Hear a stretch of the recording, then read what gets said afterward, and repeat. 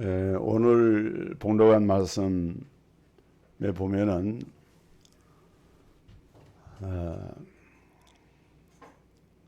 좋은 말, 착한 말, 선한 말, 복음의 말을 하면은 그 말의 열매를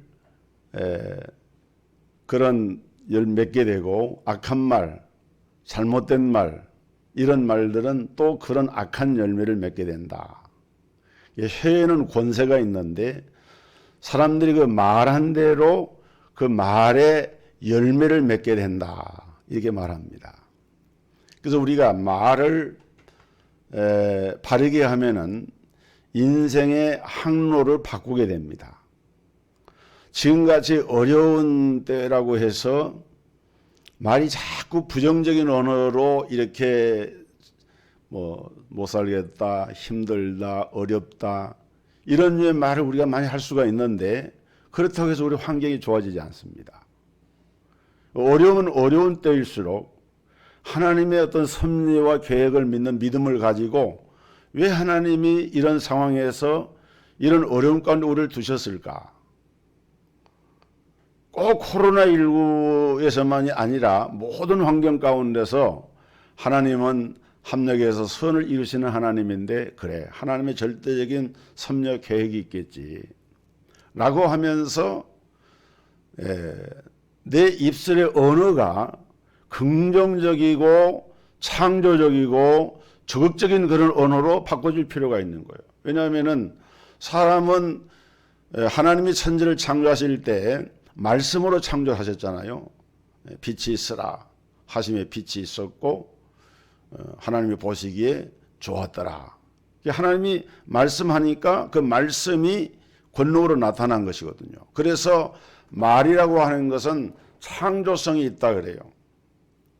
우리 인간은 물론 다른 동물들도 자기들 그룹에서 소통하는 언어가 있겠지만은, 우리 인간의 뛰어난 특성 가운데 하나가 이 언어를 잘 사용하는 기능을 가지고 있다는 것이고, 이걸 가지고 소통을 함으로써 우리 인간의 많은 인류유산과 문화가 발전되어 온 것입니다. 그래서 우리가 이 말의 이 내용이 어떤 말을 우리가 하느냐, 오늘 성경은 말을 바꾸면은 인생이 바뀐다. 작은 키가 큰 배로 움직입니다. 혀는 우리 지체 중에서 지극히 작은 지체예요. 그런데 그 혀가 어떻게 움직이느냐에 따라서 그 인생의 항로가 바뀌어지는 거예요.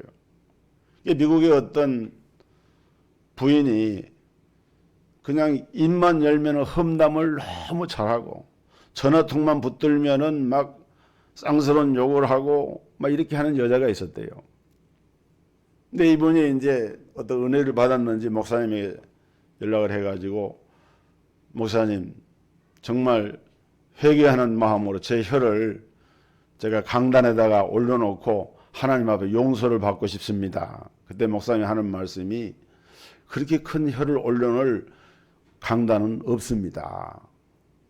그렇게 여러 사람에게 많은 상처를 주고 아픔을 주는 그렇게 큰 혀를 올려놓을 강단이 없다는 거예요. 여러분, 우리 교회와 우리 성도들도 우리가 입술의 말이 어떤 내용인가에 따라서 그 내용이 교회에 지대한 파급을 일으킵니다. 지옥과 같은 마음이 일어날 수도 있고, 천국과 같은 이런 마음이 일어날 수도 있고, 그렇게 중요한 것이 말이에요. 그래서 제가 그 그림에서도 봤습니다만은, 지옥에 이제 갔다가 그 지옥을 경험한 분이 간증을 한 것을 그림을 그려놨는데, 혀가 얼마나 큰지 긴 혀를 장대에다가 못을 박아서 걸어놓고 그 사람이 그 고통당하는 모습을 그린 그림을 이렇게 봤어요. 야, 정말 우리가 천국에서 주님을 찬양하고 하나님과 교통하고 교제해야 될 그런 입술이 지옥에서 저렇게 장대 끝에 못 박혀서 고통당하는 혀처럼 세상에서 혀를 잘못 사용하게 되면은 잘못된 혀의 권세로 말미암아 저런 고통을 당할 수도 있겠구나. 그런 느낌을 받았어요. 1855년 4월 22일에 미국의 시카고의 한 거리에 구두방, 이 구두를 만드는 그 구두방 뒤 공작소에서 에드워드 킴볼이라고 하는 사람이 D.L. 무디라고 하는 청년, 소년이었죠. 소년에게 복음을 전했어요. 예수 그리스도의 복음을 전했는데 이 무디가 그 말씀을 이렇게 전도를 받고 마음에 큰 감동을 받아서 거기서 회심을 경험을 하게 됩니다. 그리고 무디는 성장해서 전도자가 됐고 주일학교를 부흥시켰고 수백만 명을 그리스도께로 인도하는 금세계 최대의 전도자가 된 것을 볼 수가 있습니다. 사람의 말 한마디가 한 사람의 영혼을 구원할 뿐만 아니라 하나님 앞에 위대한 사역자로 세우는 이런 동기를 부여할 수 있는 일이 있는가 하면은 또 우리의 말 한마디가 그 말의 결과에 따라서 수많은 영혼들을 이와 같이 실족케 할 수 있다. 오늘 그래서 우리는 할 수 있는 대로 좋은 말을 해야 하고 악한 말을 하면은 악한 열매를 맺는데 오늘 무엇이 악한 말인가를 우리가 말씀에서 한번 찾아보려고 합니다. 첫째로 악한 말은 비판의 말입니다. 비방의 말이. 제일 많이 우리가 조심해야 될 그런 말 중에 하나가 뭐냐면은 비방하는 말, 비판하는 말입니다. 우리 목회자들이나 우리 성도들도 짓는 죄 중에서 어쩌면은 가장 많은 죄가 다른 사람을 비판하는 그런 죄가 아닐까 하는 생각을 해봅니다. 왜냐하면은 우리 예수 믿는 사람들은 예수 안 믿는 사람에 비해서 사실 말을 좀 많이 하는 편이잖아요. 말을 많이 하다 보면은 말에 또 실수가 생깁니다. 그래서 예수님이 산상수훈의 말씀을 마태복음 5장, 6장, 7장에서 쭉 말씀하시다가 마지막 장 7장에 가서 무슨 말씀 하시느냐. 7장 1절로 2절에 비판을 받지 아니하려거든 비판하지 말라. 비판을 받지 아니하려거든 비판하지 말라. 너희가 비판하는 그 비판으로 너희가 비판을 도로 받을 것이요 너희가 헤아리는 그 헤아림으로 너희가 헤아림을 받을 것이니라. 그러니까 예수님이 말씀을 하면서 자기 눈에는 들보가 들어 앉아 있는데 형제 눈 속에 있는 작은 먼지 하나 있는 것을 가리키면서 네 눈에 먼지가 끼었다고 이렇게 지적을 한다는 거예요.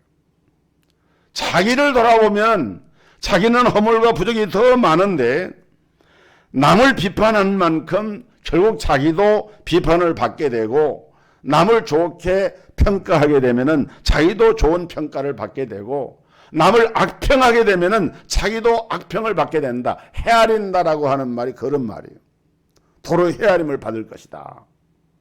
그래서 결국은 이런 모든 비판에 대해서 하나님 앞에 심판을 받게 된다는 말씀을 예수님께서 하고 있습니다. 여러분 세상에는 이 잘못된 비판이 참 많아요. 가장 대표적인 분이 예수님께 대한 비판한 사람들입니다. 예수님께서 기사와 이적을 행하시는 것을 보고 사람들이 뭐라고 비판했는가 하면은 귀신의 힘, 바알세불을 힘입어서 귀신을 쫓아낸다. 그러니까 한마디로 예수님이 귀신 들려가지고 귀신의 힘을 가지고 귀신을 이렇게 쫓아낸다는 거예요. 이게 말이 맞는 얘기겠습니까?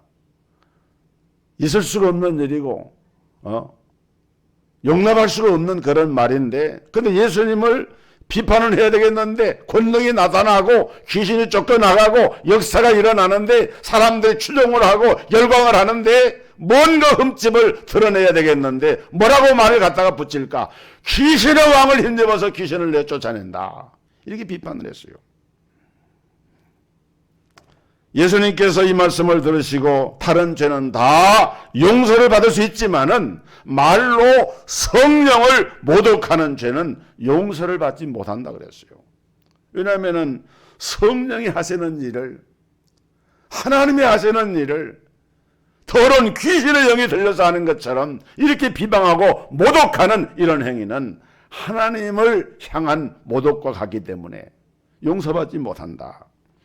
마태복음 12장 36절에서 주님은 내가 너희에게 이르노니 사람이 무슨 무익한 말을 하든지 심판날에 이에 대하여 신문을 받으리니, 이렇게 말씀을 하고 있습니다. 그러니까 우리가 정말 쓸데없는 이런 말 한마디라도 꼭 심판을 받는다는 그런 말씀이거든요. 그러나 이 말씀 우리가 자칫 오해해가지고 옳고 그름을 판단하는 것 자체를 부정한 것은 아닙니다. 우리가 어떤 사안이 있을 때, 사람의 말을 들을 때 그 사람이 옳은 말 하는지 그런 말 하는지 판단하고, 옳으면 옳다고 그러면 그러다 하는 이런 것은 필요한 거예요. 그런데 사람은 대개 어떻게 합니까?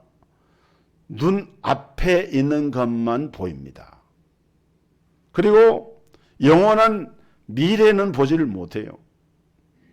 또 사람은 대개 겉모습은 보지만은 속 중심은 알지를 못해요.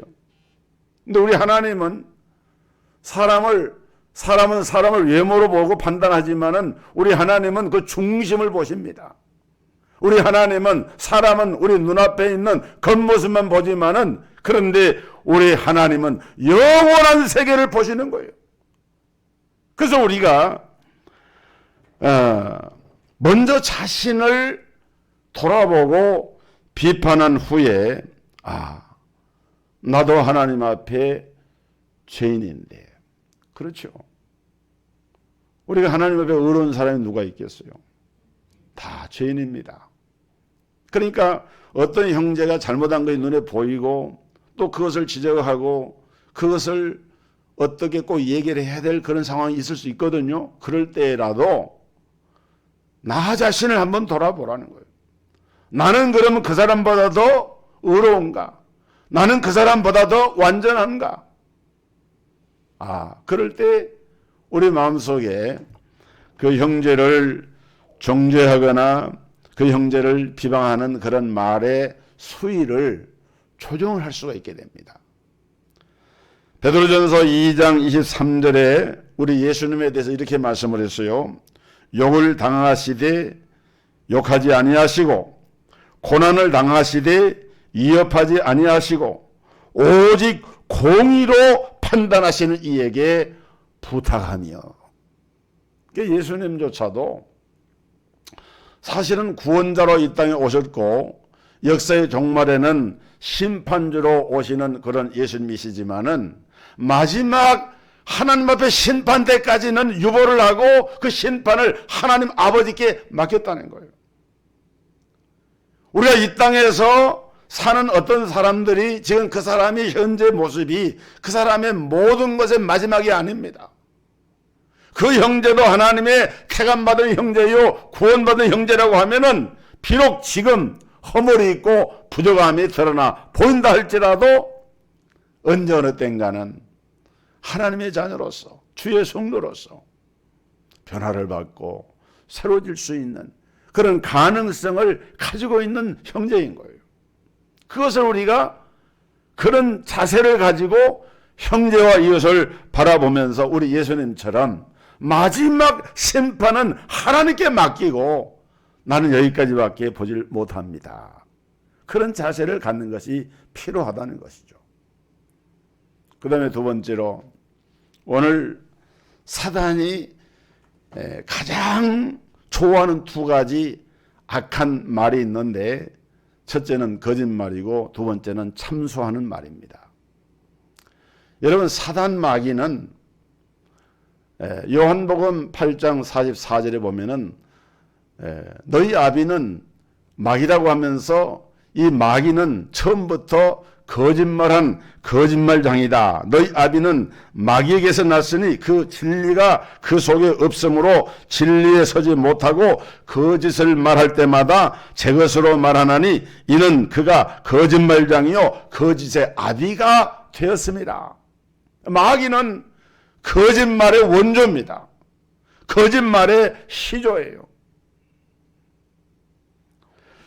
마귀의 속성이 뭐냐면은 속이는 것이고 거짓말장이고 거짓의 아비이기 때문에, 그래서 요한계시록 22장 15절의 말씀 보면은 개들과 점술가들과 음행하는 자들과 살인자들과 우상 숭배자들과 및 거짓말을 좋아하며 지어내는 자는 다 성 밖에 있으리라. 성 밖 어디입니까? 지옥을 말하는 거예요. 또 계시록 21장 8절에도 거기 지옥에 가는 자들을 쭉 열거하는 가운데 거짓말하는 모든 자들은 불과 유황으로 타는 못에 던져지리니 이것이 둘째 사망 곧 불못이라. 거짓말하는 자들. 여러분, 이단 종교 교주들은 거짓말을 밥 먹듯이 합니다. 거짓말 교리가 있어요. 거짓말을 잘해야 거기서 인정을 받고 상을 받아요. 그 사람들의 교리가 사단에 속해 있기 때문에 거짓말하는 그것을 죄책감을 가지고 양심의 가책을 느끼고 하나님께 회개할 그런 것으로 생각하는 것이 아니라 거짓말을 얼마나 잘해서 속여서 사람들을 등쳐먹고 사람들을 속여서 자기 그룹 안에 끌어들이냐, 이게 능력이고 이것이 오히려 더 상을 받는 사람이 되어 있는 거예요. 예전에 박대선 장로가 전도관 운동하기 전에 그때 기록에 보면은 그 한강변 백사장에서 막 전도 집회를 하면은 막 병자들이 막 일어나고 막 권능이 많이 나타나고 그랬어요. 그 6.25 사변천에서 힘들 어려울 때 그런 때 얘기거든요. 그런데 박대선이가 그때는 남덤교회 장로였는데 사람들이 막 구름같이 추종을 하고 막 신처럼 막 떠바둑하니까 이 사람이 그때부터 거짓말을 막 하기 시작하는 거예요. 그러고서는 천부교라고 하는 걸 만들어 가지고 예수님은 사탄의 새끼라 그러고 하나님 아버지 참 아버지는 자기라 그러고 이러면서 거짓말을 하면서 결국은 한때는 성령이 들어서 역사하는 사람도 거짓말을 자꾸 하다 보니까 악령에 사로잡혀 가지고 이제 더 이상 하나님이 쓸 수 없는 그런 사람으로 전락을 하고 말았어요. 하나님이 가장 기뻐하시는 것이 참되고 거룩하고 진실한 것입니다. 하나님의 중심, 그 이름이 충신과 진실이라. 우리 하나님은 그런 하나님이신데 우리 성도들이 거짓된 말을 하고 거짓된 그런 삶 속에 있게 되면은 결코 하나님과 깊은 교제를 할 수가 없는 것입니다. 이것은 사탄의 역사예요. 또 한 가지는 참소하는 말입니다. 참소라고 하는 것은 좀 어려운 한자 말인데 호카테고른이라고 해가지고 이건 사탄의 그 속성과 그 하는 일과 깊이 관계, 원래 사탄이라고 하는 이름의 뜻이 참소자 이런 뜻이 있거든요. 그래서 사탄은 남의 잘못을 무조건 고발하고 비난하고 들춰내고 중상모략을 하고 불행과 고통을 갖다가 주어서 하나님을 원망하고 하나님을 믿지 못하게 하고 하나님을 멀리 떠나도록 그렇게 만드는 일을 하는 것이 참소자 마귀 사탄입니다. 여러분 욥기 1장 6절부터 보면은 사탄이 하나님께 딱 나타나 가지고 욥을 참소하는 거기 내용이 나옵니다. 그때 하나님께서 사탄을 향해서 네가 내 종 욥을 주의하여 보았느냐? 그와 같이 온전하고 정직하여 하나님을 경외하며 악에서 떠난 자는 세상에 없느니라. 하나님이 인정을 하셨어요. 욥에 대해서. 그때 사탄이 뭐라고 말합니까? 아니, 하나님이 그렇게 많은 재산과 복을 넘치도록 주시기 때문이 아닙니까? 이제 주의 손을 펴서 그 소유물을 쳐보십시오. 틀림없이 주님을 욕할 것입니다. 그래서 하나님의 허락을 받아가지고 이 사탄이 욥을 치기 시작을 하는데 그 많던 재산이 하루아침에 다 뺏겨버리고 불타버리고, 그리고 그 좋은 대궐 같은 집이 무너져가지고 하루아침에 10남매의 자녀가 그 몰살해서 죽음을 당하고, 재산이 없어지고 자식이 없어지는데 그런데도 욥이 불평을 안 했어요. 하나님 앞에 원망하지 않았습니다. 그러니까 하나님이 이번에는 사탄이 욥의 몸에 악창이 걸리게 해서 막 피고름이 막 줄줄 흘러내리는데 그래도 욥은 하나님을 원망하거나 불평하지 않았습니다. 결국 사탄이 패배하고 도망가 버리고 욥은 배전의 축복을 받아가지고 하나님께서 욥의 인내를 성경에 인정하는 그런 인물로 말하고 있는 것을 볼 수가 있어요. 여러분, 사탄은 지금도 사람의 혀를 통해서 하나님의 사람들을 비방하고 중상모략을 해서 하나님을 배반하게 만들고 매장을 시키고 교회를 파괴하고 비방하는 일들을 지금도 계속해서 하고 있어요.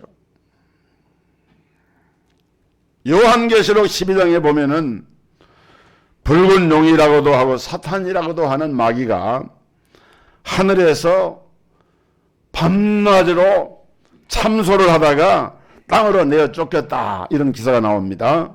큰 용이 내어 쫓기니 옛뱀 곧 마귀라고도 하고 사단이라고도 하며 온 천하를 꿰는 자라. 그가 땅으로 내어 쫓기니 그의 사자들도 그와 함께 내어 쫓기니라. 여러분, 하늘에서 사단이 누구를 참소하다가 내어 쫓겼겠습니까? 죄 사함 받고 구원받은 하나님의 성도들을 참소를 한 거예요. 예를 들면 아브라함을 향해서 거짓말쟁이고 아브라함이 첩을 취했다고 이렇게 참소를 합니다. 모세를 향해서도 참소를 합니다. 구수 여자를 첩으로 얻었다고 참소를 합니다. 다윗을 향해서도 참소를 합니다. 충신 우리야를 죽이고 충신의 아내를 자기의 처로 삼은 간음자라고 다윗을 향해서 참소를 합니다. 사도 바울을 참소합니다. 교회를 핍박하고 무고한 하나님의 사람을 죽음에 이렇게 몰아가는 스데반을 죽일 때 가편 투표에 참여했다고 살인자라고 막 참소를 합니다. 베드로를 참소합니다. 베드로가 예수님을 3번이나 부인한 것을 들어 얘기하면서 예수를 부인한 배반자라고 이렇게 막 참소를 합니다. 여러분, 성경에 보면은 우리 예수님께서 십자가상에서 피 흘려 죽으실 때 주님의 마지막 말씀이 뭡니까? 내가 다 이루었다. 그 이루었다고 하는 건 뭘 말하는 거예요? 우리의 모든 죄 문제로 말미암아 죄의 결과로 심판받고 정죄받아서 영원한 지옥의 형벌을 당할 수밖에 없는 우리 인생의 과거, 현재, 미래 모든 죄를 십자가상에서 다 용서하시고 해결하신 예수님이 내가 다 이루었다라고 선언하신 것 아닙니까? 거기에는 아브라함의 제도, 다윗의 제도, 여러분 성경에 아브라함이 믿음의 조상이지만 완전 사람 아니었습니다. 성경에만 보면은요, 한 7번 정도 죄 짓는 장면이 나와요. 아브라함. 다윗도 마찬가지, 베드로도 마찬가지, 사도 바울도 마찬가지. 다 중한 죄인들인데, 그런데 다 그리스도 예수 안에서는 용서를 받고 성령을 받은 하나님의 성도들이고 존귀한 하나님의 종들로 들어쓰셨는데, 그런데 하늘에서 사탄은 계속해서 그들의 약점, 지난날의 허물을 들춰내면서 막 참소를 하고 지적을 하면서 이렇게 하다가 하나님께로부터 어떻게 돼요? 하늘에서 내어 쫓겼다.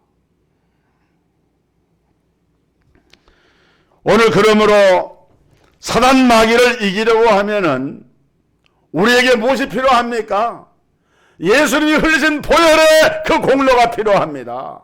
예수님의 권세와 그 능력이 필요합니다. 예수의 보혈 능력이 있도다. 여러분, 우리가 마귀가 정죄하고 참소하고 할 때마다, 비방할 때마다 우리의 심령 속에 우리는 하나님의 말씀의 언약을 가지고 대응을 해야 되는데, 예수의 피 흘리심으로 말미암아 내 죄가 속량받았고 예수의 그 이름의 권세로 말미암아 내 죄가 용서받았다. 오늘 말씀에 우리가 모든 죄를 용서했다 그랬잖아요. 믿고 감사하시기를 주의 이름으로 축복합니다. 이 믿음을 가져야 돼요. 요한계시록 12장 10절에 보면 이제 우리 하나님의 구원과 능력과 나라와 또 그의 그리스도의 권세가 나타났으니 우리 형제들을 참소하던 자, 곧 우리 하나님 앞에서 밤낮 참소하던 자가 쫓겨났어요. 11절에 보면은 또 우리 형제들이 어린 양의 피와 자기들이 증거하는 말씀으로 그를 이기었으니 그들은 죽기까지 자기들의 생명을 아끼지 아니하였도다. 이 말씀 속에서 사탄을 이기고 승리하는 방법이 다른 것이 아니라 예수의 피와 말씀과 죽음을 각오하는 신앙으로만이 이 흑암 권세를 이기고 악한 마귀 사탄을 대적할 수 있다라고 말씀을 하고 있는 거예요.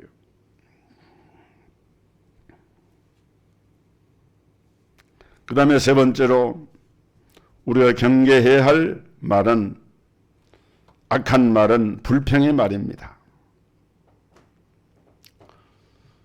여러분, 할 수 있는 대로 할 수만 있다면 불평하고 싶은 말이 이렇게 목구멍까지 차올라도 그것을 마음에 그런 것이 일어나는 것하고 우리가 발성기관을 통해서 그 말을 하는 것하고는 또 다릅니다. 이 말이 입 밖에 나와버리면은 그때부터는 벌써 그 말이 열매를 맺기 시작을 해요. 불평의 열매를 맺기 시작을 해요.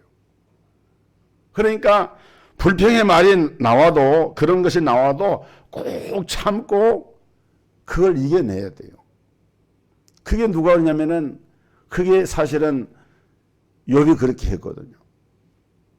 사단이 하나님께 참소해서 그 많던 재산을 하루아침에 빼앗기고 10남매가 집에 문을 다 죽고, 그래도 욥은 하나님을 원망하거나 불평하지 않으니까 온몸에 악창이 나서 피고름이 막 흘러내리고 구더기가 바글바글 하는데, 여러분, 욥은 자기의 생일을, 자기의 난날을 저주할지언정 하나님을 향해서는 원망하거나 불평하지 않았습니다. 하나님이 내게 왜 이런 고통을 주시는지 한마디라도 그런 말 할 만도 한데, 그런데 욥은 결코 불평의 말을 하질 않았어요. 그의 그 욥의 인내가 그렇게 위대하다는 거예요. 그래서 그 욥이 정말 인내의 사람이구나. 미국의 어느 목사님이 쓴 글 가운데 어떤 기독교 가정은 주일마다 식사 시간에 목살을 불에다가 구워 먹는다, 이런 글을 읽은 일이 있습니다.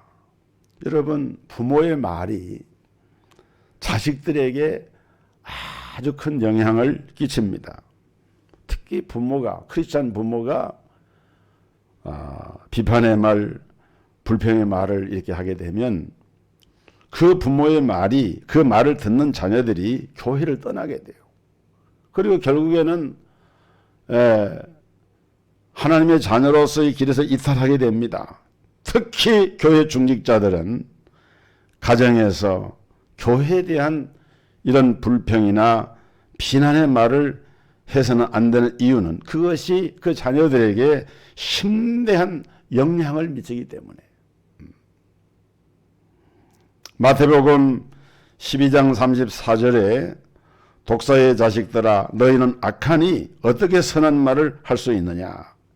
이는 마음에 가득한 것을 입으로 말함이라 이렇게 말했고, 또 마태복음 12장 36절에 내가 너희에게 이르노니 사람이 무슨 무익한 말을 하든지 심판날에 이에 대하여 신문을 받으리니라고 말씀을 합니다. 잠언 26장 10절에 나무가 닿으면 불이 꺼지고 말쟁이가 없어지면 다툼이 쉬느니라.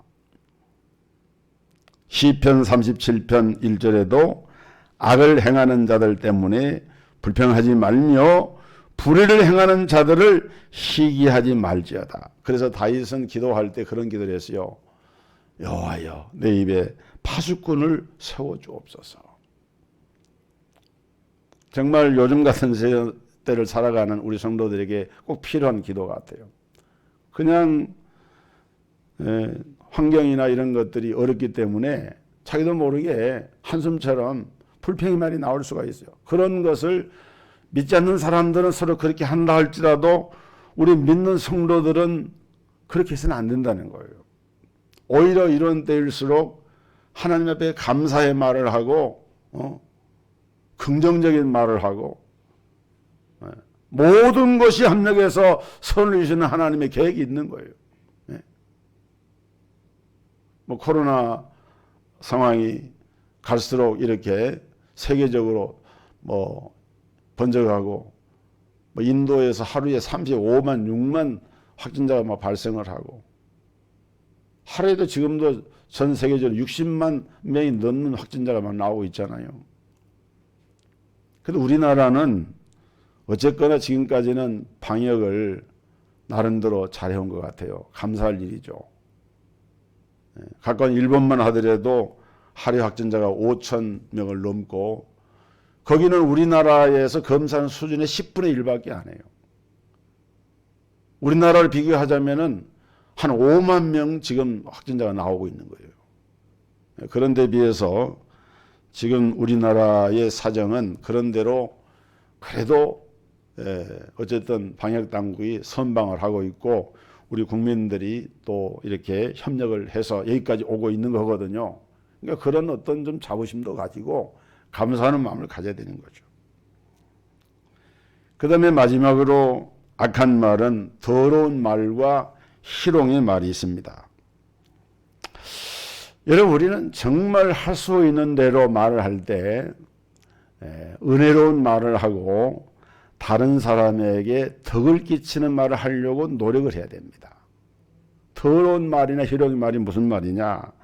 예배소 4장 29절에 보니까 무릇 더러운 말은 너희 입 밖에도 내지 말고 오직 덕을 세우는 데 소용되는 대로 선한 말을 하여 듣는 자들에게 은혜를 끼치게 하라.